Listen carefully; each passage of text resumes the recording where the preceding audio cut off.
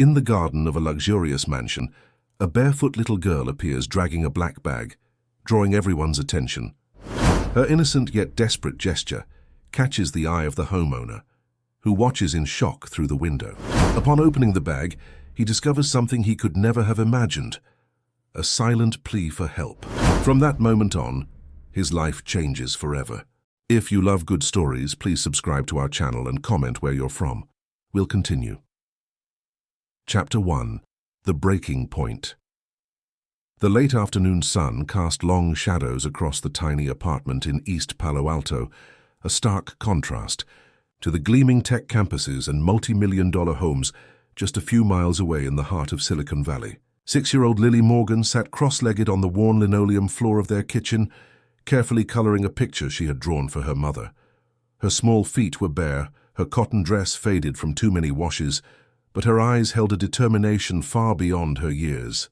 "Mommy, look what I made for you," Lily whispered, approaching the bedroom door that had remained closed most of the day. When no answer came, she slid the drawing under the door, a crayon masterpiece of 3 stick figures holding hands under a bright yellow sun. The smallest figure, representing her baby brother Noah, was cradled in their mother's arms. Sarah Morgan had once been vibrant and full of life.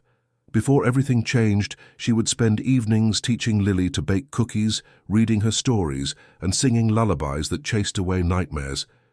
That was before David, Lily's father, suffered a catastrophic accident at the construction site where he worked. The doctors said his spine was damaged beyond repair. The months that followed were a blur of hospital rooms, mounting bills, and Sarah's increasingly vacant stares. The final blow came 3 months ago when the insurance company denied their claim for additional coverage. David's employer had already let him go, citing inability to hold his position. Their savings had evaporated. The eviction notice arrived last week, tucked coldly between advertisements in their mailbox. "Mommy?" Lily tried again, this time turning the doorknob. The bedroom was dark, the curtains drawn. The air felt thick and stale. Her mother lay motionless on the bed, her once meticulously styled hair now limp and unwashed. Empty prescription bottles littered the bedside table. Lily knew something was terribly wrong. At 6, she couldn't comprehend the complexities of depression or financial ruin, but she understood the difference between the mother who once tucked her in every night and the hollow-eyed woman who now barely acknowledged her presence. Noah's weak cry emanated from his makeshift crib in the corner, a large drawer padded with blankets. The 3-month-old baby had been born into chaos, arriving just weeks after his father's accident. Sarah had named him after David's father, a final gesture to the man who couldn't be there for his son's birth. Lily crossed the room and gently stroked Noah's cheek. "It's okay, baby brother. I'll take care of you." She had watched her mother change diapers and prepare bottles enough times to mimic the actions. With careful movements, she changed Noah and warmed a bottle using the hot water tap, testing it on her wrist, just as she'd seen Sarah do countless times. As she fed her brother, Lily noticed the letter on the nightstand, the one that had arrived yesterday and sent her mother into a spiral of tears. At 6, Lily couldn't read all the words, but she recognized enough. "Final notice" and "eviction" stood out in bold, threatening letters. A soft moan from the bed caught Lily's attention. Sarah's eyes fluttered open, unfocused and distant. "Lily," her voice was barely audible, "I'm so sorry, baby. I tried. I just can't." Lily approached the bed, still cradling Noah. "It's okay, Mommy. We'll be okay." Sarah's gaze drifted to the collection of orange prescription bottles. "I took too many, call." Her words slurred, her eyelids growing heavy again. Panic rose in Lily's chest. She remembered the day her kindergarten teacher had taught them about emergencies. "If you're ever scared and need help, call 911, Mrs. Patterson had explained. But when Lily looked around, she realized their phone service had been disconnected days ago, another bill her mother couldn't pay. Tears welled in Lily's eyes as she placed Noah back in his makeshift crib. She rummaged through her mother's purse, finding only a few crumpled dollars, an ID card, and a small pink notebook. She recognized it as her mother's journal, the one Sarah wrote in late at night when she thought Lily was asleep. A memory suddenly surfaced in Lily's mind. Last week, while waiting at the bus stop, she had overheard two women talking. "That man has more money than God," one had said. "Elliot Crawford built that mansion on the hill with just a fraction of his billions. They say he has so much money, he could solve homelessness in the entire Bay Area if he wanted to." The women had pointed toward the hills of Atherton, where massive estates sat behind high walls and security gates. Lily had seen the Crawford mansion once, when a school field trip took a wrong turn. The sprawling property had seemed like a castle from her storybooks, complete with fountains and gardens that stretched as far as she could see. In her 6-year-old logic, the solution became clear. If Mr. Crawford had more money than anyone, surely he could help her mother and Noah. With trembling hands, Lily gathered what she thought they would need. She found a large black garbage bag in the kitchen and carefully placed Noah inside, cushioning him with his blanket. She added her mother's ID, the pill bottles, some medical papers from a folder labeled important, and the pink journal. The makeshift package was awkward and heavy, but Lily was determined. "I'll get help, Mommy," she whispered, kissing Sarah's forehead. "I promise." Outside, the California sun was beginning its descent, casting an orange glow across the neighborhood. Lily struggled with her burden, the garbage bag nearly as big as she was. Noah squirmed inside, making soft whimpering sounds that tore at her heart. The journey would be long, nearly 2 miles of unfamiliar territory. But Lily had nothing left to lose. With one last glance at their apartment building, she began walking toward the hills of Atherton, where the richest man in the valley lived behind golden gates. What Lily couldn't possibly know was that this desperate journey would not only change her life, but would trigger a chain of events that would transform countless others. For behind those golden gates, Elliot Crawford was fighting demons of his own, a man who had gained the world but lost his soul along the way. As Lily struggled forward, each step a testament to a child's love and determination, the stage was set for an encounter that would shake the foundations of wealth, privilege, and purpose in ways no one could predict. Chapter 2. The Journey. The boundary between East Palo Alto and Atherton wasn't just geographical, it was a stark, dividing line between worlds. As Lily Morgan trudged forward with her precious cargo, the neighborhoods around her gradually transformed. Run-down apartment complexes gave way to single-family homes, which eventually yielded to sprawling estates set back from tree-lined streets. The garbage bag felt heavier with each step, and her bare feet were beginning to blister on the hot sidewalk. "Just a little farther, Noah," she whispered, adjusting her grip on the plastic bag. Her brother had fallen silent, which worried her. Usually Noah would cry if he was uncomfortable or hungry, but now he made no sound at all. Lily paused under the shade of a massive oak tree to check on him. When she carefully opened the bag, she was relieved to see his chest rising and falling with shallow breaths. His skin felt cool to the touch, and his lips had taken on a bluish tint. "We need to hurry," Lily murmured, gently closing the bag again. She had no concept of medical emergencies, but some instinct told her that Noah needed help soon. As she resumed her journey, a glossy black SUV slowed beside her. The window rolled down, revealing a woman in designer sunglasses, her expression oscillating between concern and suspicion. "Are you lost, sweetie?" the woman asked, taking in Lily's disheveled appearance and the mysterious bag she was dragging. "Where are your parents?" Lily hesitated. Mrs. Patterson had warned her class about talking to strangers, but she also needed directions. "I'm going to Mr. Crawford's house," she replied softly. "The big one on the hill." The woman's perfectly shaped eyebrows rose above her sunglasses. "Elliot Crawford's estate? Why on earth would you be going there? Are you related to someone? Who works there?" "No, ma'am, but I need his help." Lily clutched the garbage bag protectively. "My mommy and Noah need help, and he has money." The woman seemed torn between amusement and concern. After a moment, she pointed toward a road that curved up into the hills. "The Crawford estate is up that way, about half a mile. But, honey, they don't just let people walk in.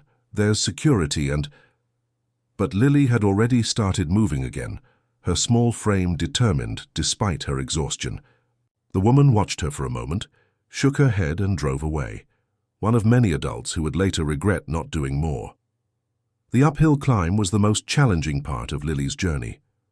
The bag dragged against the manicured roadside, occasionally catching on ornamental bushes. Sweat plastered her blonde hair to her forehead, and her arms ached from the strain. Yet something pushed her forward. Perhaps the same fierce love that had made her mother write in that pink journal every night, documenting her struggle to stay alive for her children.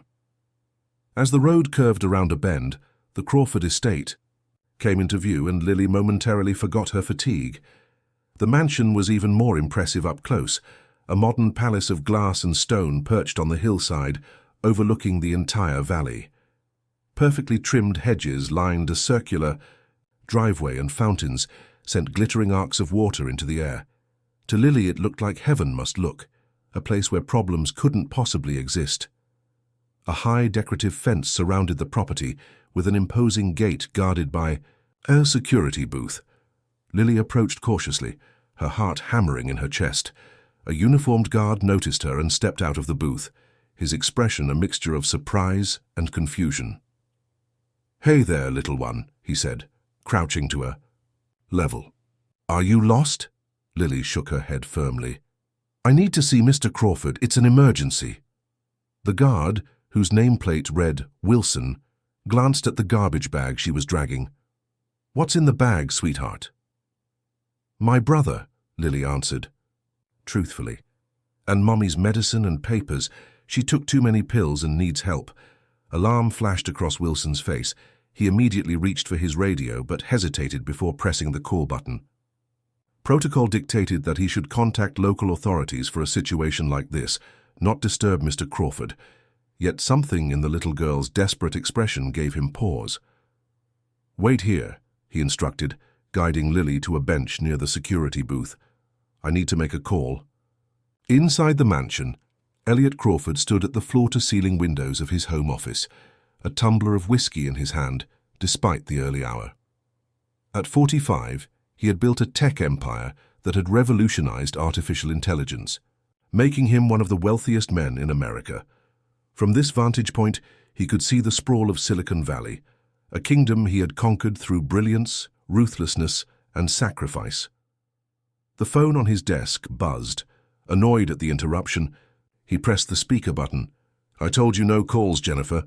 "I'm sorry, Mr. Crawford," his assistant replied, "but security is reporting a situation at the gate. A young child has arrived alone, dragging what appears to be a garbage bag. She's asking specifically for you." "A child?" Elliot frowned. "Whose child?" "Unknown, sir. Security says she appears to be around 6 years old, no shoes. Looks like she's from one of the less affluent neighborhoods. She claims her brother is in the bag she's carrying, along with some medications.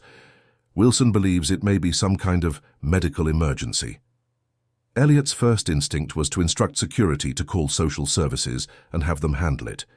He had board meetings to prepare for, quarterly projections to review. He didn't have time for whatever social drama was unfolding at his gate. But something made him hesitate, perhaps the unusual nature of the situation, or maybe the 3 empty whiskey glasses lined up on his desk, remnants of another sleepless night fighting his own demons. "Tell Wilson I'm coming down," he said finally, setting down his glass. "And call Dr. Chen. Tell her it's urgent."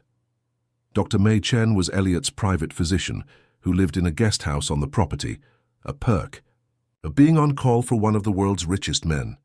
She had treated everything from his migraines to the occasional sports injury, but he suspected this situation might require her pediatric expertise. As Elliot made his way down the grand staircase, he caught a glimpse of his reflection in one of the many art pieces that adorned his walls, a distorted image in a polished silver sculpture. For a moment he barely recognized himself. When had the passionate, idealistic coder become this hollow-eyed man who measured his worth in stock options and acquisition deals? His ex-wife, Catherine, had tried to warn him years ago. "You're building an empire of glass, Elliot," she had said during their final argument. "It looks impressive from a distance, but there's nothing inside it, least of all you." She had left him for a university professor who made a fraction of his income, but apparently had something Elliot lacked: presence, connection, humanity. Pushing. These thoughts aside, Elliot stepped outside into the California sunshine. As he approached the gate, he saw her, a tiny figure sitting on the security bench, her small hands resting protectively on a black garbage bag. Something stirred in his chest, an emotion he couldn't immediately identify. Wilson opened the gate and Elliot stepped through. For a moment he stood awkwardly, unsure how to address the child. It had been years since he'd had a conversation with anyone under the age of 25 who wasn't the child of a business associate or investor. "Hello," he said finally. "I'm Elliot Crawford. I understand you were asking for me?" Lily looked up, her blue eyes intense with purpose. Despite her exhaustion, she stood, pulling the garbage bag closer. "My name is Lily Morgan. My mommy and my brother need help, and you have more money than anybody." The directness of her statement caught Elliot off guard. Before he could respond, Lily continued, her voice gaining urgency. "Noah is in here," she said, pointing to the bag. "He's very quiet now, which isn't normal. And Mommy took too many pills. Our phone doesn't work anymore, and I remembered seeing your house on our school trip. The ladies at the bus stop said you could solve homelessness if you wanted to, so I thought you could help us too." As if to punctuate her plea, a soft whimper emerged from the bag, a sound so faint it was almost imperceptible. Elliot felt a chill run down his spine as he realized the child was telling the truth. There really was a baby in that garbage. Chapter 3. The Encounter. Elliot Crawford had negotiated billion-dollar deals and stared down corporate rivals without flinching, but the sight of a small child with a garbage bag containing a baby left him momentarily paralyzed.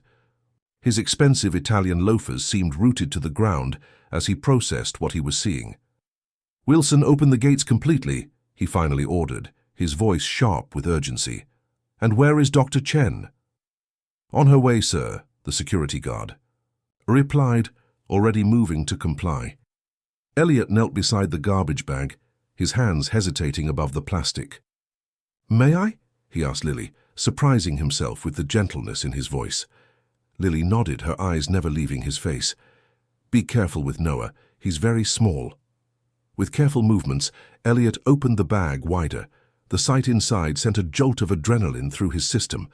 Nestled among prescription bottles, crumpled medical papers, and an ID card was a tiny infant, perhaps 3 months old, wrapped in a thin blanket. The baby's breathing was shallow, his skin unnaturally pale with a bluish tinge around his lips. "Jesus," Elliot muttered under his breath. He gently lifted the infant from the bag, cradling him with an instinctive care that surprised even himself.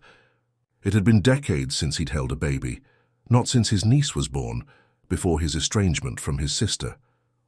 A woman in her 50s with salt and pepper hair came running down the driveway, medical bag in hand.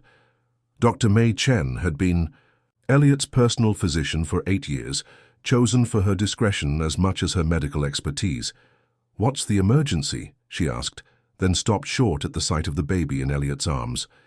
"Good God, Elliot. Who are these children?"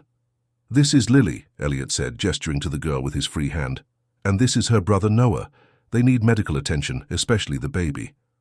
Dr. Chen's professional demeanor took over immediately.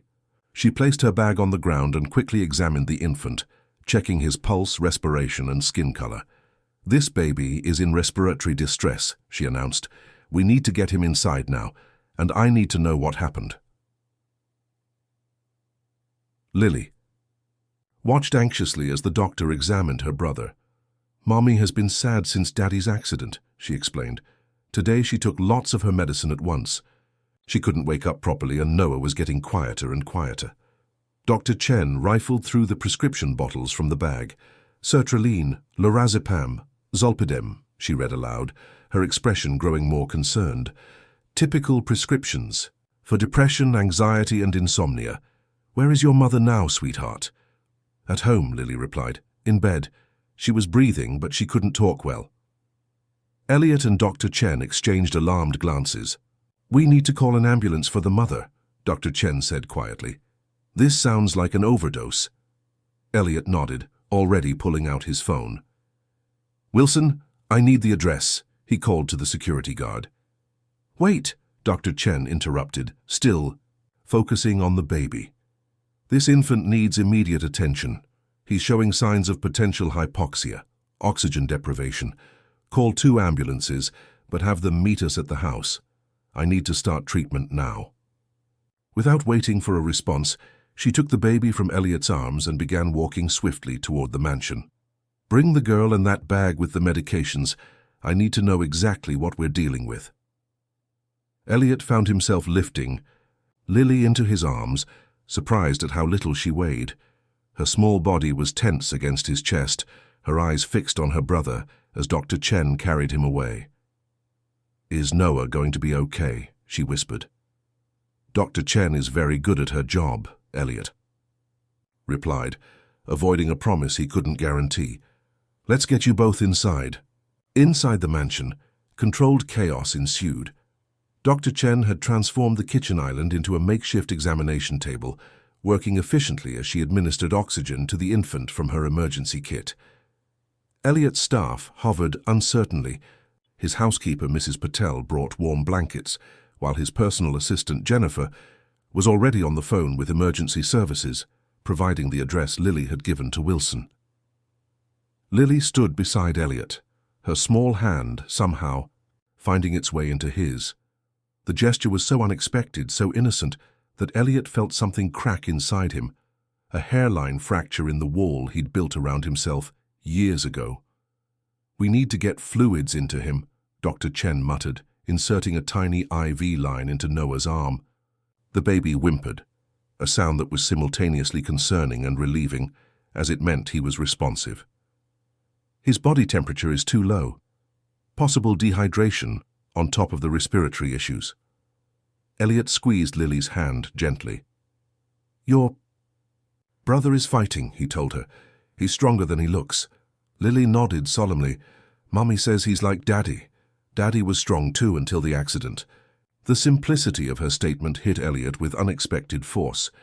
He found himself wondering about this family, about the father who had suffered an accident, the mother driven to desperation, and the 6-year-old girl who had found the courage to seek help from a stranger.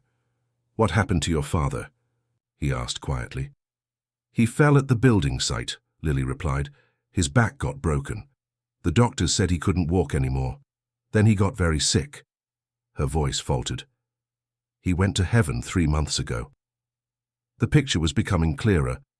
A family devastated by tragedy, a mother overwhelmed by grief, medical bills, and 2 young children to care for alone. Jennifer approached, covering the mouthpiece of her phone. Sir, the ambulances are on their way, but there's another issue. I had security run the address, and there's an eviction notice on file. The property management company filed it last week.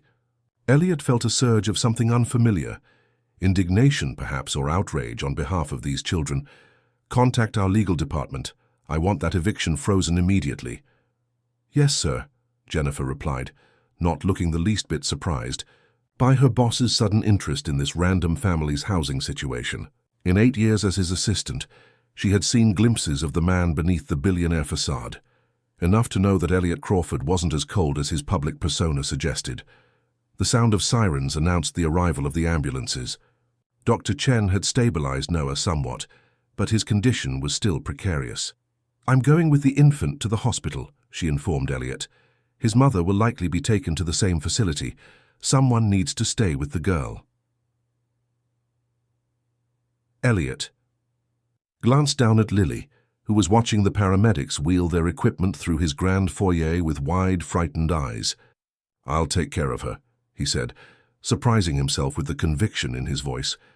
As the paramedics prepared to transport Noah, Elliot knelt to Lily's level. Your brother needs to go to the hospital, where they have special equipment to help him. I promise he'll get the very best care possible. Tears welled in Lily's eyes. What about Mommy? She needs help too. Another ambulance is going to your home right now, Elliot assured her. They'll bring your mother to the same hospital. Can I go with Noah? Lily asked, her voice trembling. Elliot looked to Dr. Chen, who shook her head slightly. The pediatric ambulance isn't set up for additional passengers, and we need to move quickly, she explained gently. But Mr. Crawford can bring you to the hospital right after. Lily's face crumpled, and for the first time since her arrival she began to cry, silent tears streaming down her dirt-smudged cheeks. The sight awakened something primal in Elliot, a protective instinct he hadn't felt in years.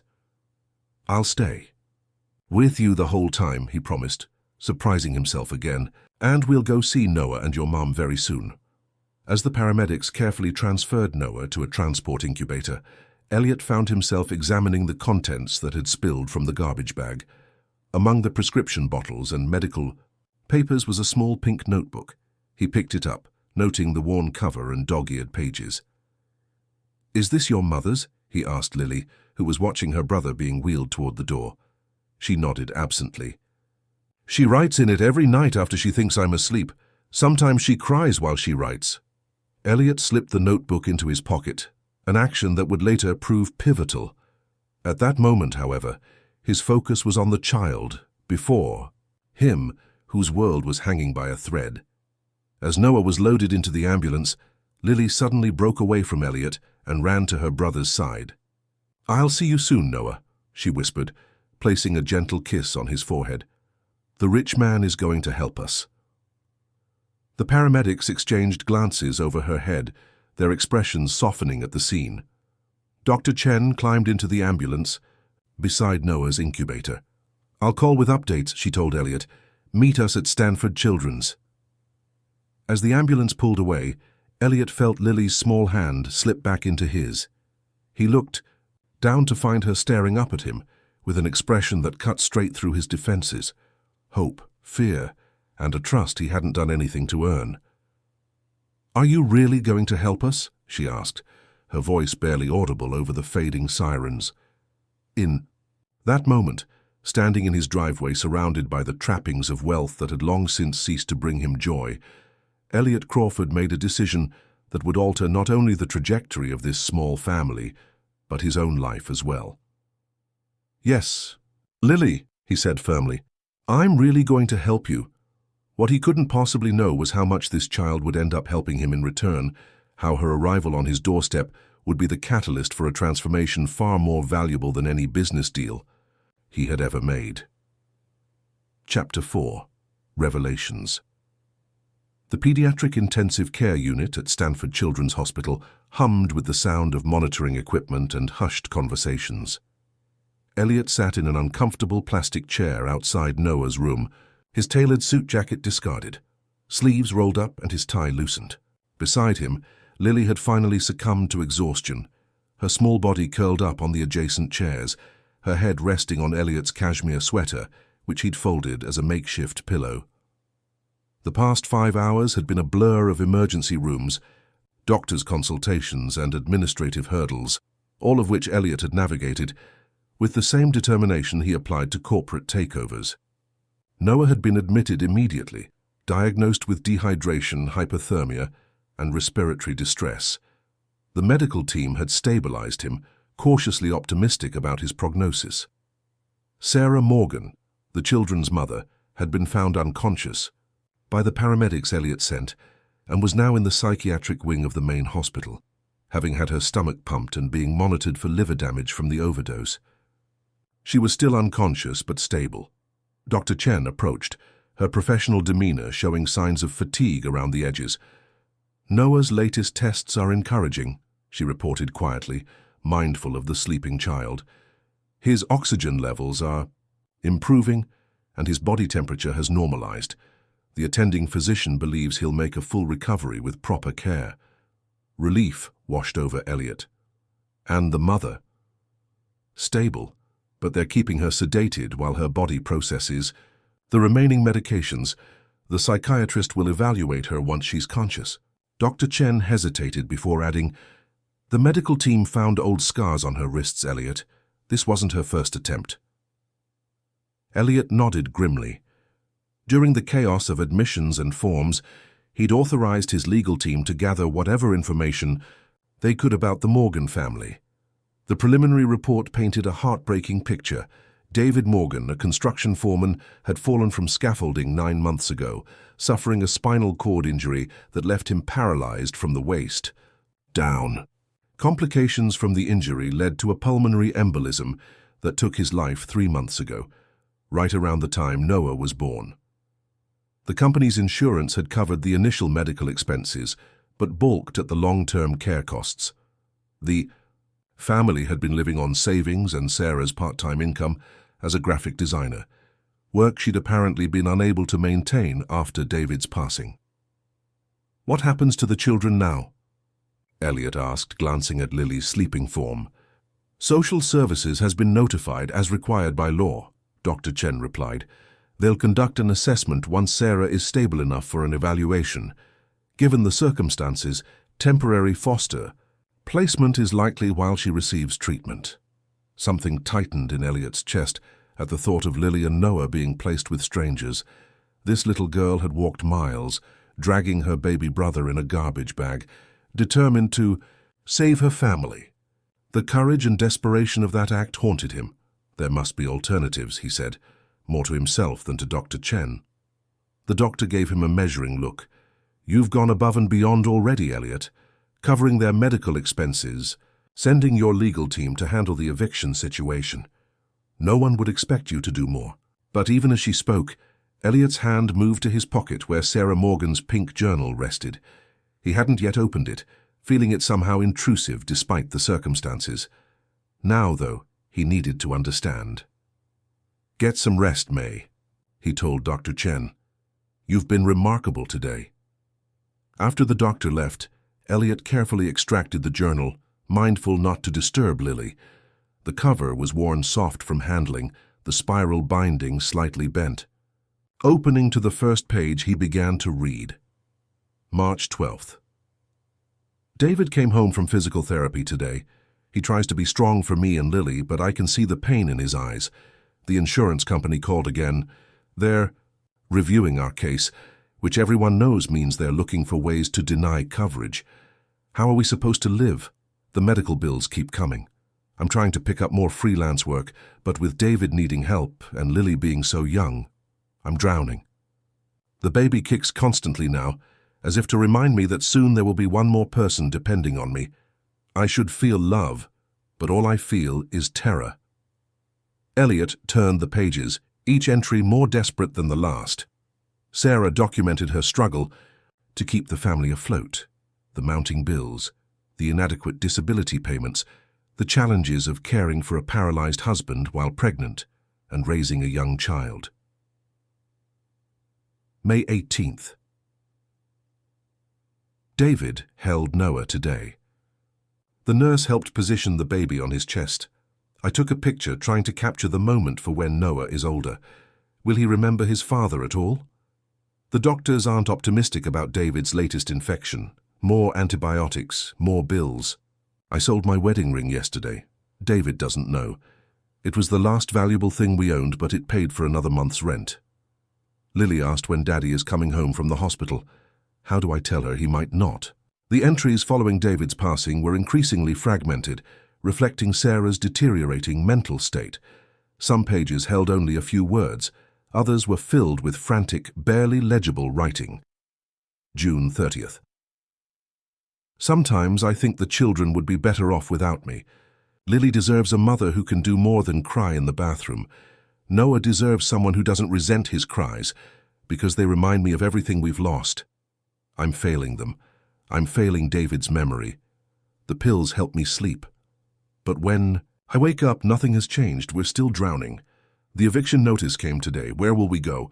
The final entry, dated just the day before, sent a chill through Elliot. Lily, if you find this, take Noah to the big house on the hill where the rich people live. Show them this book. Tell them Mommy needs help.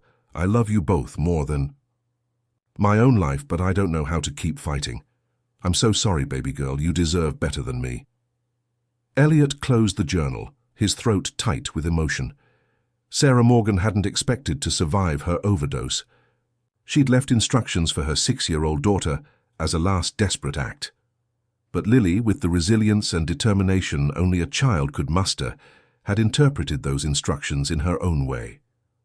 Rather than showing the journal to anyone, she had physically brought her brother and mother's medications to the big house on the hill, his house.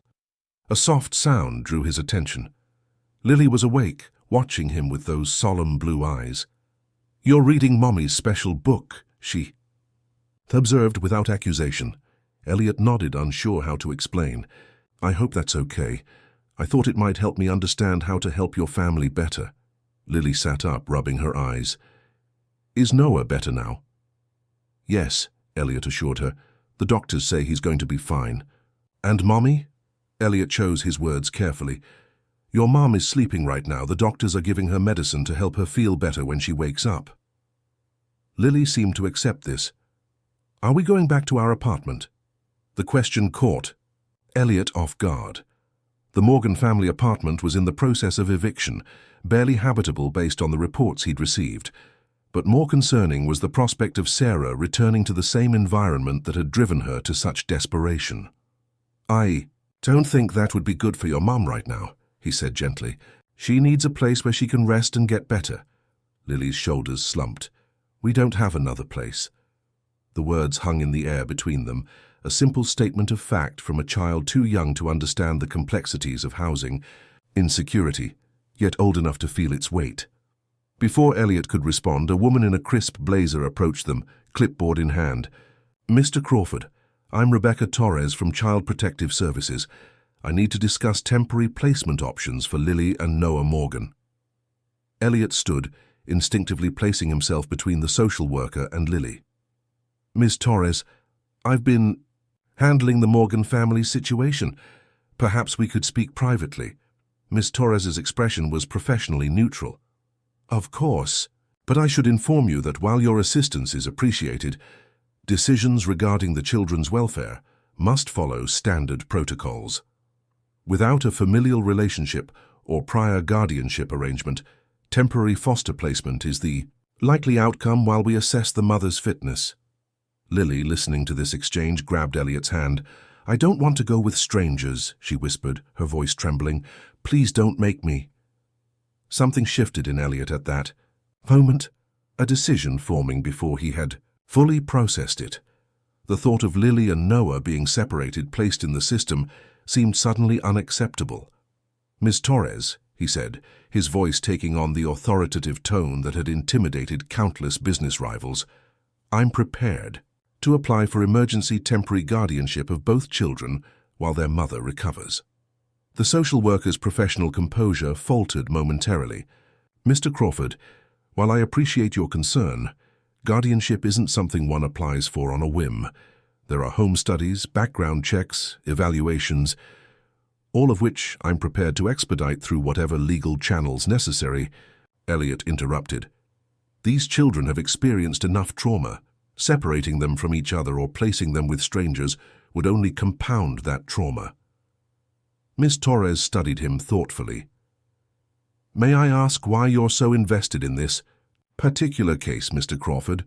According to my information, you had no prior connection to the Morgan family." Elliot glanced down at Lily, who was watching him with a mixture of hope and fear, then back at the social worker.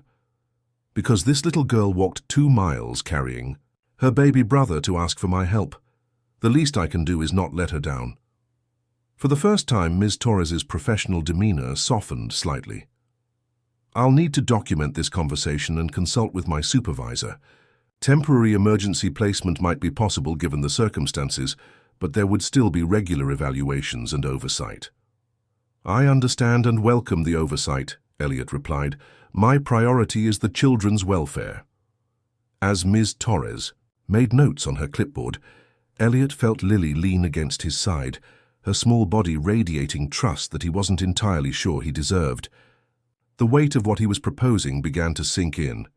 He, Elliot Crawford, notorious workaholic, divorced, with no experience raising children, was volunteering to become responsible for 2 traumatized kids, one of them an infant. It was possibly the most irrational decision he had ever made. Yet somehow it also felt like the only right one. Chapter 5. Foundations. 3 weeks after Lily Morgan appeared at his gate, Elliot Crawford's life had transformed in ways he could never have anticipated. The east wing of his mansion, previously used only for occasional guests, had been converted into a comfortable living space for Sarah and her children, Care team of child development experts had helped select age-appropriate furniture and toys for Lily, while the adjacent room had been outfitted as a state-of-the-art nursery for Noah. Sarah Morgan had been released from the hospital 5 days ago, following intensive psychiatric treatment and the implementation of a comprehensive care plan. She now occupied a suite down the hall from her children, close enough to be involved in their daily care, but with enough separation to focus on her own recovery. Elliot stood in the doorway of the nursery, watching as Sarah gently rocked Noah in a plush glider chair. The infant had made a remarkable recovery, now alert and responsive with none of the blue tinge that had so alarmed Elliot on that first day. Sarah looked up, offering a hesitant smile that didn't quite reach her eyes. "He's getting stronger every day," she said softly. Elliot nodded, still somewhat uncomfortable with the intimacy of these moments. "Dr. Chen says his latest checkup was perfect, no lasting effects from—" He trailed off, not wanting to reference the traumatic events that had brought them all together. "From my attempt to leave them," Sarah finished, her voice steady but filled with shame. "You can say it, Elliot. My therapist says I need to confront what I did, not dance around it. Their relationship was an unusual one. Not quite friends, certainly not family, but bound together by circumstances neither could have imagined. The emergency temporary guardianship had been approved with surprising speed, thanks to Elliot's legal team and his impeccable background check. Sarah had initially been suspicious of his motives, but desperation and the genuine care he showed. Her children had gradually worn down her defenses. "The social worker will be here at 2, Elliot reminded her. "Standard check-in." Sarah nodded, tension visible in her shoulders. These visits were necessary hurdles in the long process of regaining full custody of her children. So far, the reports had been positive, but Sarah lived in constant fear that her moment of desperation would permanently mark her as an unfit mother. "I finished another design job this morning," she said, changing the subject. "The client already approved it. No revisions needed." This was another development that had surprised Elliot. Discovering that Sarah was a talented graphic designer, he had connected her with some of his business contacts. Working remotely from the suite he'd equipped with a professional-grade computer, Sarah had quickly built a small but growing freelance business. The work seemed to give her purpose, a way to contribute despite her current circumstances. "That's the 3rd job this week," Elliot observed. "Impressive." "It feels good to be productive again," Sarah admitted. "To remember I'm capable of more than just falling apart." She hesitated before adding, "I've been thinking about what happens next. We can't stay here forever." The statement sent an unexpected pang through Elliot. The truth was, he had grown accustomed to the sounds of Lily's laughter echoing through the previously silent halls of his mansion, to Noah's babbling, even to the late-night conversations with Sarah as they both battled their respective insomnia. "There's no rush," he said quickly. "The guardianship arrangement is for 6 months with options to extend if needed." Sarah's gaze was direct. "That's generous but not realistic. You've already done more than anyone could expect. You have your own life to get back to." The irony of her statement wasn't lost on Elliot. What life exactly was he eager to return to? 16-hour workdays, solitary dinners, the hollow accolades of business success? Before he could respond, Lily came bounding into the nursery, clutching a drawing. At 6, she seemed to possess an endless reservoir of resilience, adapting to their new living situation with remarkable ease. "Mr. Elliot? Look what I made in therapy today," she exclaimed, holding up her artwork. The drawing showed 4 figures standing in front of a large house. "That's Mommy, and Noah, and me, and you. Ms. Rebecca said drawing our feelings helps make them smaller when they're too big inside." Elliot knelt to examine the picture more closely. The simplicity of being included in this child's concept of family struck him with unexpected force. "It's beautiful, Lily. May I keep it?" "I made it for you," she replied, as if this should have been obvious. "For your office, so when you're working, you won't forget about us." Sarah made a small sound, something between a laugh and a sob. "Lily, honey, Mr. Crawford has been very kind to let us stay here, but we shouldn't assume—" "Actually," Elliot interrupted, a decision crystallizing in his mind. "I've been meaning to discuss something with you, Sarah. Perhaps after Lily's bedtime tonight?" Curiosity flickered across Sarah's face, but she nodded. "Of course."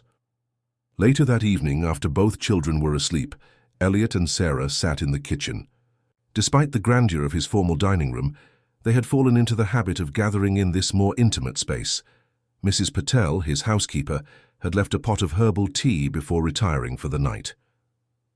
"So," Sarah prompted, cradling her teacup, "what did you want to discuss?" Elliot took a deep breath.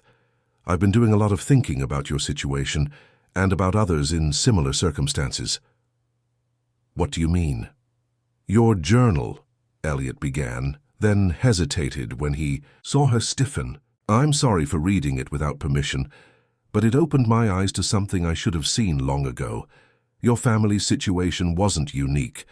There are thousands of families teetering on the edge after medical emergencies, accidents, job losses." Sarah's expression softened. "That's unfortunately true. What if there was a safety net? Not just government assistance, which is often inadequate, but a comprehensive support system." Elliot leaned forward, animated in a way Sarah hadn't seen before. "Financial support, yes, but also mental health services, childcare, career development, housing assistance, all the things that might have prevented my breakdown," Sarah finished quietly. "Exactly." Elliot pulled out his tablet and opened a document. "I've been working with a team to develop a concept for a foundation. The initial funding would come from me, but eventually I'd hope to bring in other investors, corporate partners." Sarah studied the document with growing interest. "This is ambitious." "Is it too ambitious?" Elliot asked, suddenly uncertain. In the business world, his vision was rarely questioned, but this was different territory entirely. "No," Sarah replied thoughtfully. "It's necessary. But it would need someone at the helm who truly understands the issues, not just the financial aspects, but the emotional reality of being in that situation." "That's actually why I wanted to talk to you," Elliot said. "I'd like you to be involved in developing this. Your perspective would be invaluable." Sarah looked genuinely surprised. "Me? Elliot, I'm hardly qualified. I'm a graphic designer who had a mental breakdown, not a social worker or non-profit executive." "You're exactly qualified," he countered. "You lived through it. You understand the shame, the isolation, the barriers to seeking help. And from what I've seen of your design work, you're highly organized and creative. The foundation would need a strong visual identity, marketing materials." For the first time since her arrival, Elliot saw a spark of genuine excitement in Sarah's eyes. "I could create a brand that feels approachable, not clinical or charity-like. Something that preserves dignity while offering help." "Exactly," Elliot smiled, relieved that she was engaging with the idea. "To start, it could be a consulting role while you continue building your freelance business. No pressure to commit beyond what feels comfortable." Sarah studied him for a long moment. "Why are you doing all this, Elliot? The truth, it's not just because Lily showed up at your gate." The question caught him off guard. "I suppose it gave me purpose. Before Lily dragged that garbage bag into my life, I had everything money could buy and nothing that actually mattered." He laughed softly, embarrassed by his own candor. "That sounds like a cliché, doesn't it?" "Some clichés are true," Sarah replied simply. "After David's accident, before things got really bad, he told me something I've tried to hold on to. He said, 'The only tragedy greater than suffering is suffering without meaning.'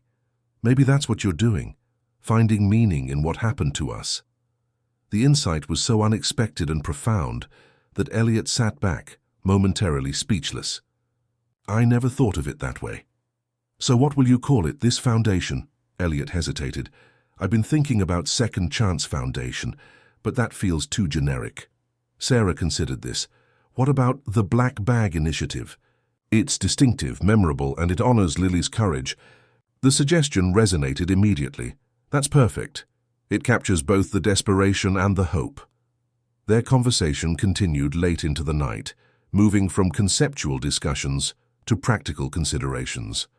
By the time they finally retired to their respective rooms, the skeleton of a plan had formed.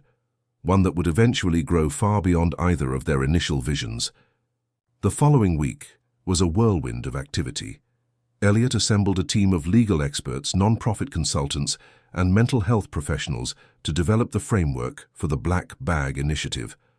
Sarah immersed herself in creating the visual identity, working with an enthusiasm that her therapist noted was tremendously beneficial for her recovery. Even Lily contributed, unknowingly becoming the inspiration for the Foundation's core philosophy. During a dinner conversation, she had innocently asked, "If you have so much money, Mr. Elliot, why don't all the sad mummies and daddies just come to your gate like we did?" The question, in its childlike simplicity, highlighted the fundamental problem.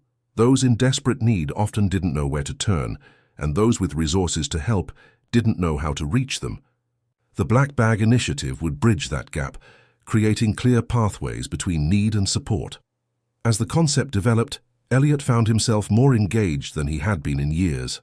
Board meetings and quarterly projections held little interest, compared to the challenge of building something with the potential for meaningful impact. His executive team was baffled by his sudden shift in priorities, but adapted, some with enthusiasm, others with thinly veiled skepticism about their CEO's new pet project. 1 month after Lily's arrival, Elliot stood in his home office, surrounded by preliminary designs for the Foundation's website, brochures and outreach materials. Sarah's work was exceptional, clean, dignified designs that conveyed hope without pity, support without condescension. His assistant Jennifer knocked lightly on the doorframe. "Sir, the board is still waiting for your decision on the Singapore expansion." Elliot looked up from the designs, momentarily confused, as if being reminded of a previous life. "Right, tell them I'll review the proposal by Friday." Jennifer hesitated, then ventured, "They're concerned about your level of engagement recently." Elliot straightened, suddenly aware of how his behavior must appear to those who had known him only as the driven, sometimes ruthless CEO. "Jennifer, schedule a full board meeting for next Monday. It's time I shared some new priorities with them." As his assistant departed, Elliot returned his attention to the Foundation materials. Among them was a framed copy of Lily's crayon drawing, now hanging prominently on his office wall. The simplistic figures, Sarah, Noah, Lily, and himself, stood as a constant reminder of how quickly life could change and how meaning could be found in the most unexpected circumstances. The Black Bag Initiative was still just an idea, a collection of documents and good intentions. But in Elliot's mind, it had already taken root as something transformative, not just for families like Morgan's, but for himself as well. Chapter 6. Transformations. 5 years passed with the swiftness that only time viewed in retrospect can achieve. The Black Bag Initiative, once just a concept born of crisis, had grown into a nationally recognized organization with branches in 12 major cities across the United States. What began as Elliot Crawford's personal mission had evolved into a movement, attracting partners, donors, and dedicated staff united by a common purpose. On a bright September morning, Elliot stood at the back of a crowded auditorium in downtown Palo Alto, watching with quiet pride as Sarah Morgan delivered the keynote address at the Foundation's annual conference. At 34, Sarah had transformed as dramatically as the organization itself. The fragile, broken woman who had once seen no way forward was now the initiative's executive director, her natural leadership abilities flourishing in an environment where her lived experience was valued as expertise. "The greatest barrier to seeking help isn't always lack of resources," Sarah was saying, her voice confident as she addressed the audience of donors, social workers, and community partners. "It's shame. It's the belief that needing help means you've failed. At the Black Bag Initiative, we've designed our programs around a simple truth. Asking for help isn't weakness, it's an act of courage." The audience nodded in agreement, many taking notes. Among the crowd were representatives from other non-profits, government agencies, and corporations looking to model their own support programs after the initiative's success. In the front row sat 11-year-old Lily, her posture straight and attentive as she listened to her mother speak. Beside her, 5-year-old Noah fidgeted slightly, but remained impressively composed for a child his age. The siblings had become unofficial mascots of the foundation, their story, carefully anonymized for public consumption, serving as a powerful testament to the organization's mission.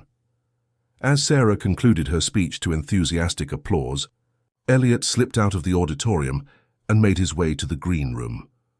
These days, he preferred to stay behind the scenes, allowing Sarah and her team to be the public face of the initiative.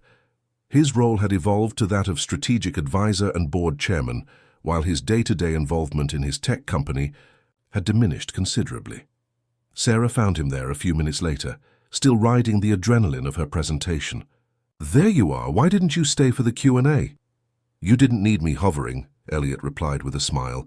"Besides, I've heard you handle tougher questions from Noah when he doesn't want to eat his vegetables." Sarah laughed, the sound still, somewhat rare but increasingly frequent as the years passed. "Speaking of the kids, Lily mentioned you're taking them to the observatory this weekend?" "If that's still okay with you," Elliot confirmed. "Lily's science teacher mentioned they're studying the solar system, and Noah has been obsessed with black holes since that documentary we watched." The casual domesticity of their conversation belied the unusual nature of their relationship. Though Sarah and the children had moved into their own home in a pleasant Palo Alto neighborhood 3 years ago, a house purchased with Sarah's salary from the foundation, Elliot remained a constant presence in their lives. He wasn't quite a father figure, more like a beloved uncle or family friend whose bond with the children had been forged in crisis and strengthened through years of reliable support. "They've been looking forward to it all week," Sarah assured him. She hesitated before adding, "Catherine called me yesterday." Elliot's expression shifted slightly at the mention of his ex-wife. "Oh?" "She wants to feature the initiative in her university's social work journal, an academic case study on our mental health support model." Sarah watched him carefully. "I told her I'd need to discuss it with you first." The fact that Catherine and Sarah had developed their own relationship independent of him was still something Elliot was adjusting to. 2 years ago, Catherine had reached out after reading about the initiative in a national publication. Initially skeptical of her ex-husband's apparent transformation from cutthroat CEO to philanthropist, she had eventually become a valuable advisor on the foundation's mental health programs, leveraging her position as a psychology professor at Stanford. "It's fine," Elliot said after a moment. "The more academic validation we can get, the better our chances of securing that federal grant." Sarah nodded, but her expression remained thoughtful. She also mentioned she's bringing Thomas to the fundraising gala next month. "I thought you should know." Thomas was Catherine's husband, the university professor she had left Elliot for 8 years earlier. Despite the amicable nature of their current professional relationship, Elliot and Catherine had carefully avoided social situations that included Thomas. "It's time, don't you think?" Elliot replied, surprising himself with how little the prospect bothered him. "The divorce was a lifetime ago." Sarah studied him with the perceptiveness that made her so effective in her role. "You really have changed, you know. For the better, I hope." "Definitely for the better," she confirmed with a warm smile, "though Lily still talks about how terrified you looked the first time you had to change Noah's diaper." Elliot groaned at the memory. "I was a quick study, though." "That you were," Sarah agreed. She glanced at her watch. "I should get back.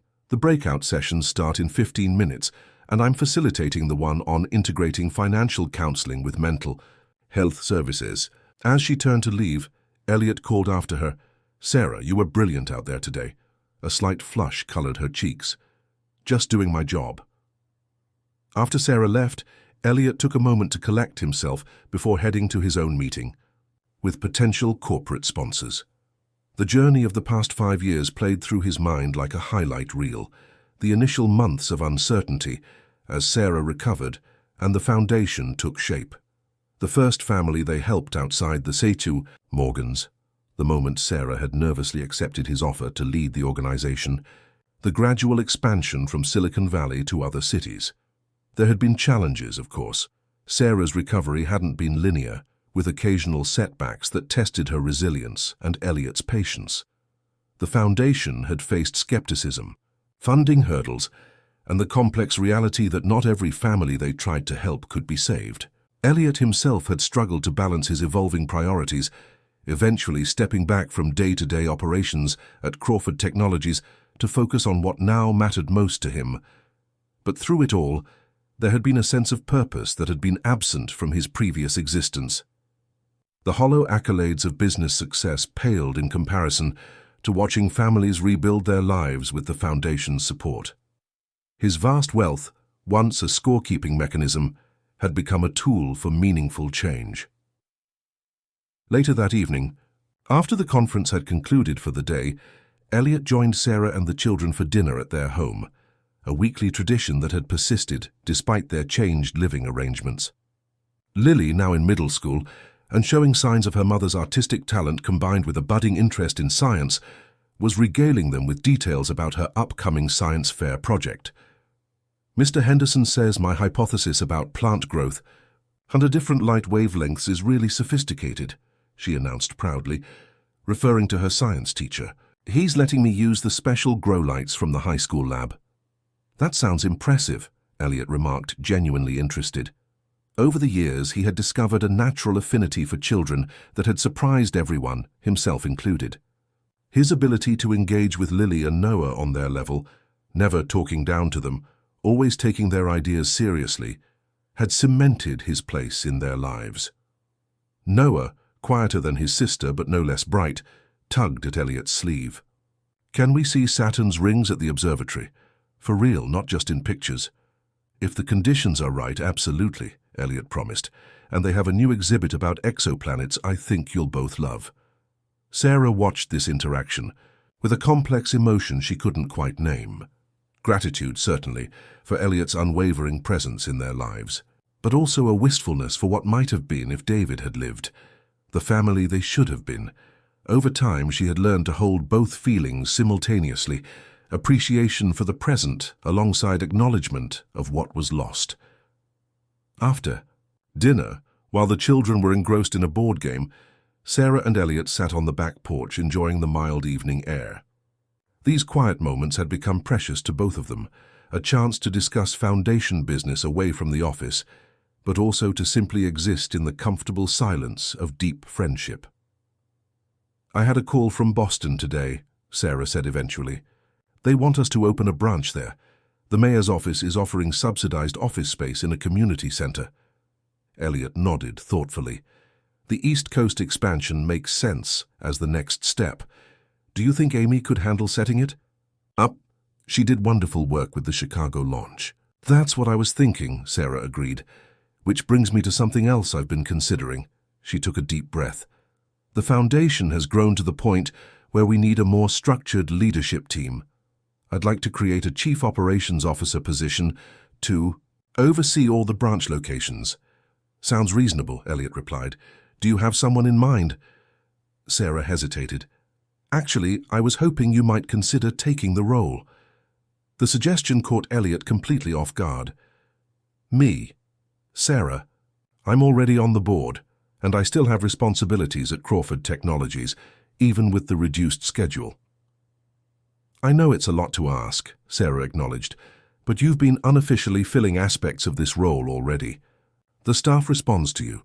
You understand our mission intimately, and frankly, having your name officially attached to day-to-day operations would send a powerful message about our long-term stability."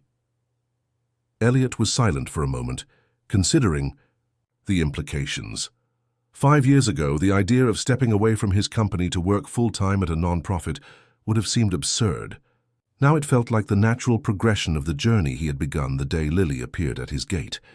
"I'd need to restructure things at Crawford Tech," he said slowly. "Perhaps accelerate Jessica's promotion to CEO." Sarah's face lit up. "Does that mean you're considering it?" "I'm more than considering it," Elliot replied, surprising himself with the certainty he felt. "The company has been running smoothly without my daily involvement for over a year now. It's time to make it official." Sarah reached over and squeezed his hand, a gesture of gratitude and solidarity that had become natural between them. "The board meeting is next Thursday. Should I add it to the agenda?" Elliot nodded, feeling a sense of rightness settle over him. It's time. As the evening wound down and Elliot prepared to leave, Lily presented him with a drawing, a habit she had maintained since childhood, though her artistic skills had advanced considerably. This one depicted the solar system, meticulously rendered with colored pencils, with a small spaceship containing 4 stick figures exploring among the planets. "That's us," she explained unnecessarily, pointing to the figures. "Mom, me, Noah, and you, exploring space together." Elliot carefully rolled up the drawing, oddly moved by this simple representation of belonging. "I'll hang it in my office at the foundation," he promised. As he drove home to his mansion, which now felt too large and empty when he was there alone, Elliot reflected on the unexpected family he had found. Not a traditional family by any definition, but something equally meaningful. A connection forged through crisis, tempered by time, and strengthened by shared purpose. The Black Bag Initiative had saved countless families over the past 5 years. What Elliot hadn't fully anticipated was how it would save him as well. From isolation, from meaninglessness, from the hollow pursuit of wealth for its own sake. In helping Sarah rebuild her life, he had inadvertently built something new for himself. A life centered on impact rather than acquisition, on relationships rather than transactions. Chapter 7. Full Circle. 15 years had passed since a barefoot, 6-year-old girl dragged a black garbage bag to the gates of a Silicon Valley mansion. What began as a desperate act had rippled outward, touching countless lives and transforming institutions across the nation and beyond. On the 20th anniversary of the Black Bag Initiative, the grand ballroom of the San Francisco Palace Hotel hummed with activity.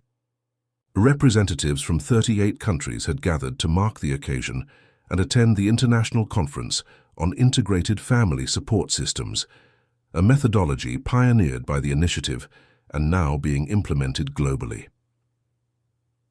Elliot Crawford, now in his 60s with distinguished silver at his temples, moved through the crowd with the quiet confidence of a man who had found his purpose.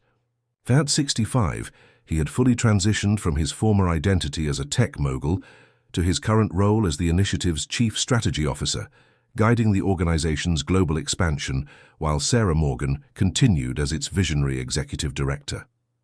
"Mr. Crawford," a young reporter approached, digital recorder in hand.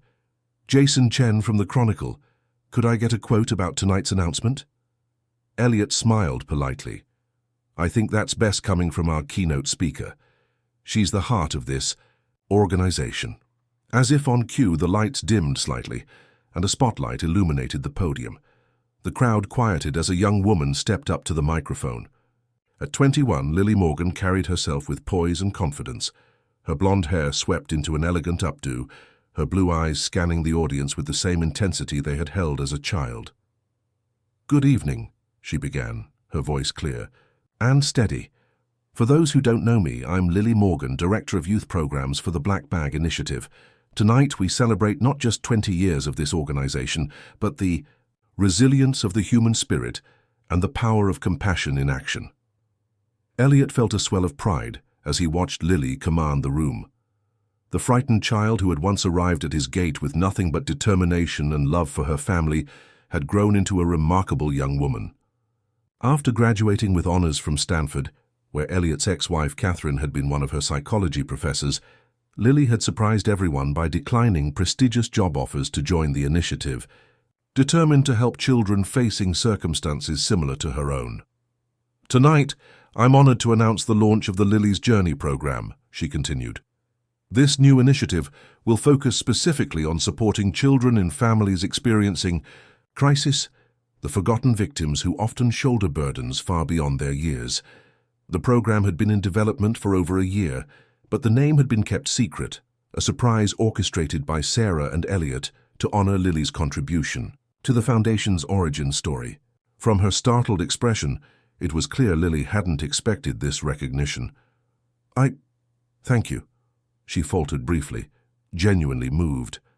Recovering quickly, she continued, "This program will provide specialized therapeutic support, educational, advocacy, and perhaps most importantly, a community where these children can see themselves reflected in success stories proof that their current circumstances don't define their future potential.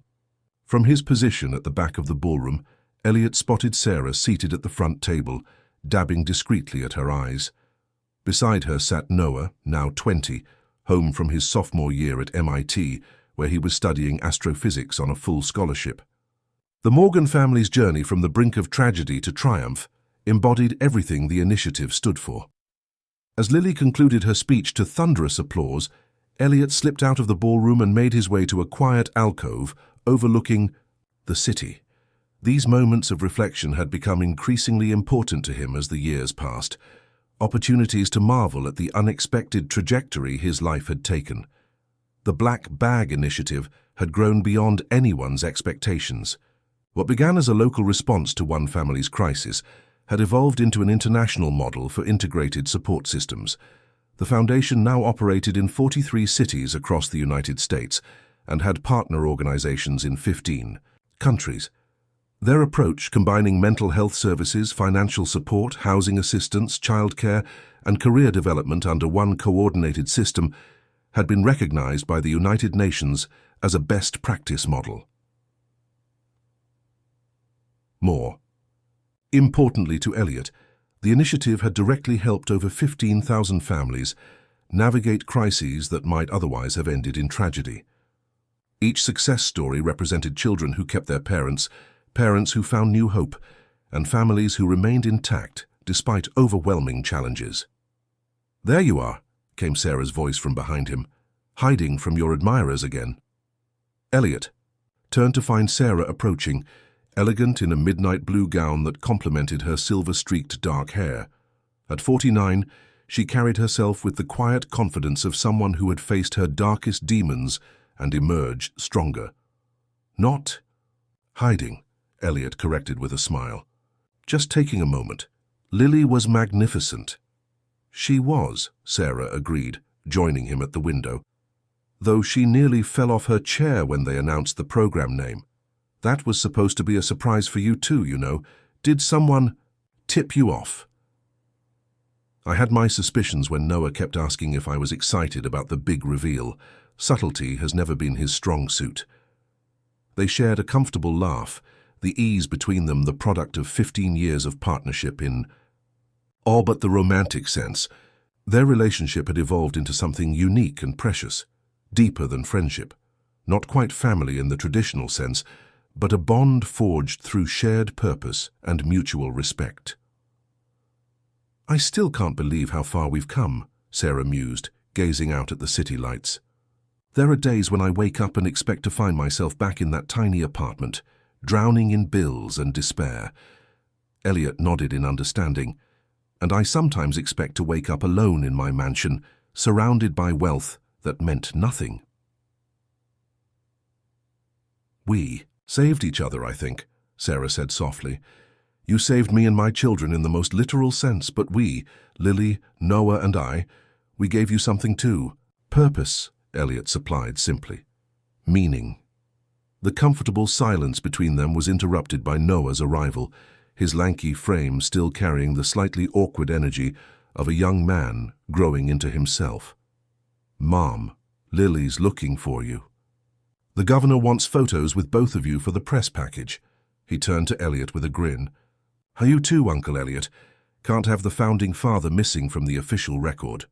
The title Uncle Elliot had emerged organically when Noah was around 7, and it had stuck despite the lack of any biological connection.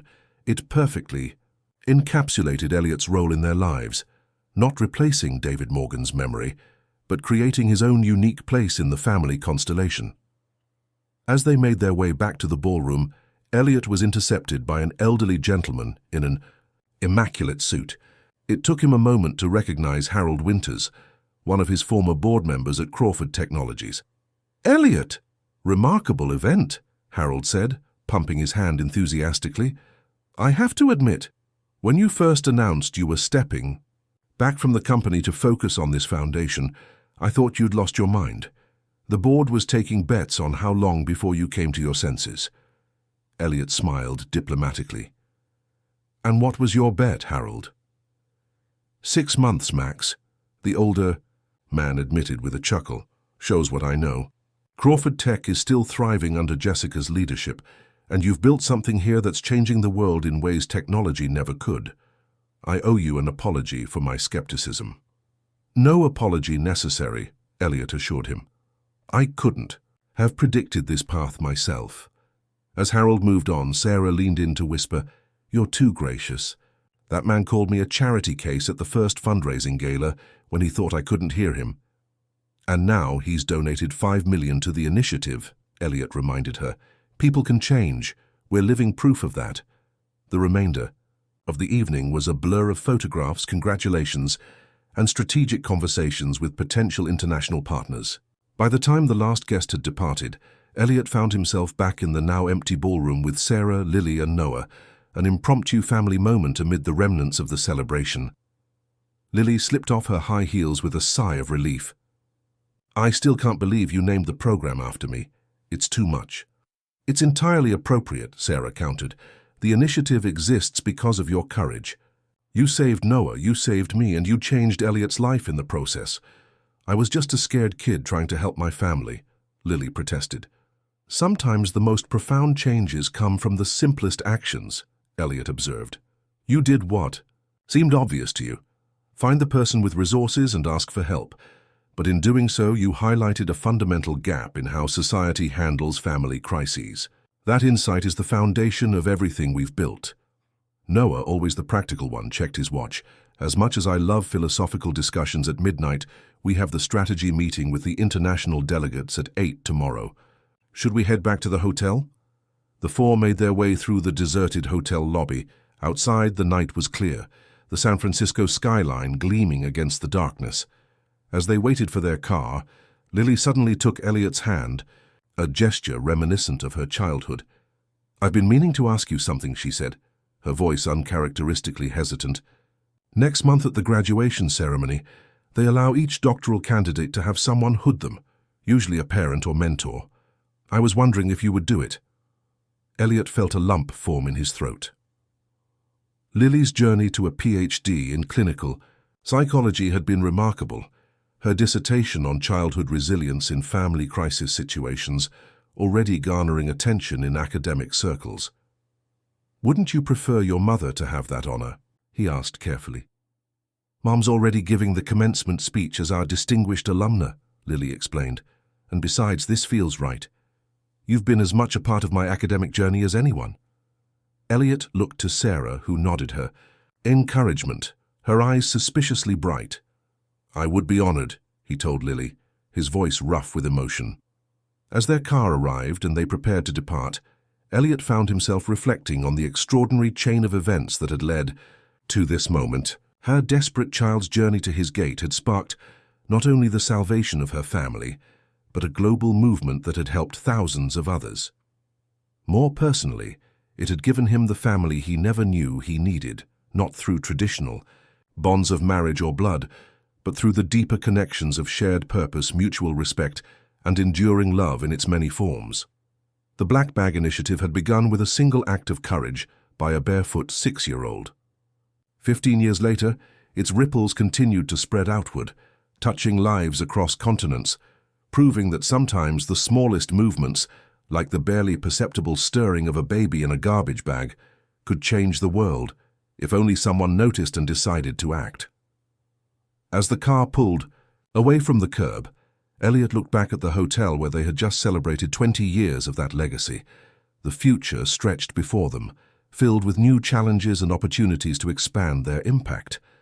But in this moment, surrounded by the family fate had given him, Elliot Crawford knew with absolute certainty that he was exactly where he was meant to be. Dear listeners, we hope Lily and Elliot's story has touched your heart. The journey from desperation to hope, from isolation to connection, reminds us that even in our darkest moments, unexpected grace can find us. For more emotional journeys like this one, we've created a special playlist of equally moving stories. Find it by clicking on the link to your left. If this story resonated with you, please subscribe to our channel and give this video a thumbs up. Every day we bring you unique narratives that explore life's complexities, challenges, and triumphs. Don't miss our upcoming content that will inspire, move, and perhaps even change how you see the world around you. We'd love to hear your thoughts in the comments below. Has someone unexpectedly changed the course of your life? Share your story with our community of listeners who understand that sometimes the most profound connections begin in the most unlikely circumstances.